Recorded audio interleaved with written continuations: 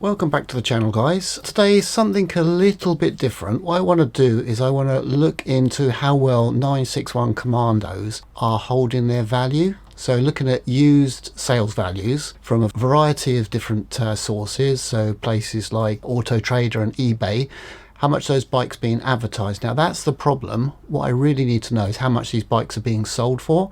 I have got data points now for probably about 60 Commandos, and that's growing every month.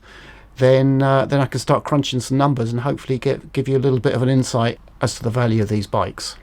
So the sort of data I'm capturing is the price. Now this is the advertised price, it's not the actual sales price, and that's where I need a little bit of help. I'm also gathering what the model is, so if it's a CAF racer or a sport, even a special edition, the colour, the mileage, and sometimes I can even tell the number of owners of the vehicle. Now when it comes to the price, as I say, what I'm seeing is the advertised price. So I don't know, I've got a 2009 Commando that's being advertised for 11,000. I've got a 2014 Commando Sport that's being advertised for 14,500, and so on. The key word there is advertised.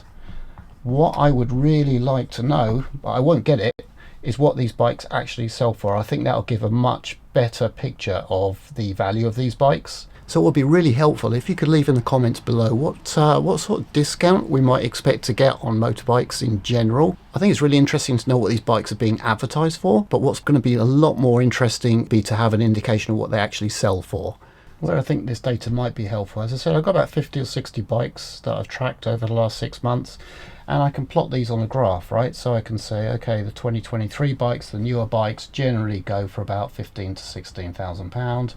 I'd plot those on there, and then I'd go through the years and 2020 bikes, 2019, 2014, and so on, and get the prices that these are being advertised for. So you'd expect, obviously, as the bike gets older, it's going to drop in price, and that will probably give us a curve that looks something like that.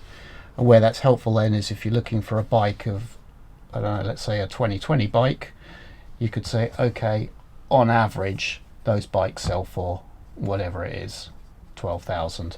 That's the sort of data that I'm trying to pull, the sort of analysis that I'm trying to put together from the data that I'm gathering. Hopefully that'll be of interest to some people. I've got to admit, I find it quite interesting. I do work in finance, I work with numbers. I find that kind of analysis quite interesting. So as I said, I'm tracking things like the colour, the model, and so on. So just to give you a little bit of a heads up of what's coming in the next few weeks, you can see it here, for example, that the most popular colour is black. So about 49% of bikes that are coming up for sale are black, 25% are silver, with a spread of white, titanium, green and red.